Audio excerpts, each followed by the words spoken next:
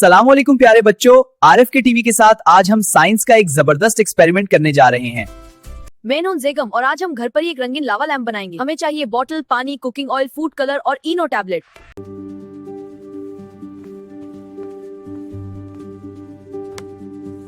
सबसे पहले बॉटल में आधा पानी डाल दें।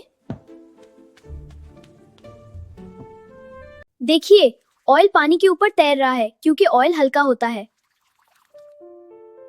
अब थोड़े से फूड कलर के ड्रॉप्स डाल देते हैं। वाह, रंग कितना खूबसूरत लग रहा है। अब सबसे मजेदार हिस्सा, इनो टैबलेट डालते ही बबल्स बनने लग गए। वाह, लावा लैंप बन गया। चलो अगली लैब टेबल पर। वाह, ये देखिए, बिल्कुल असली लावा लैंप जैसा लग रहा है। ऑयल और पानी मिक्स नहीं होते। इनो पानी में रिएक्ट करता है और गैस बनाता है जो बबल्स को ऊपर ले जाती है। आज हमने सीखा कि ऑयल और पानी मिक्स नहीं होते और जब हम इनो डालते हैं तो बबल्स बनती हैं जो रंग को ऊपर नीचे ले जाती हैं। Here we go. Wow, look at the bubbles. It's working. Experiment के बाद हाथ धोना बहुत जरूरी होता है ताकि हम सेफ और हेल्दी रहें।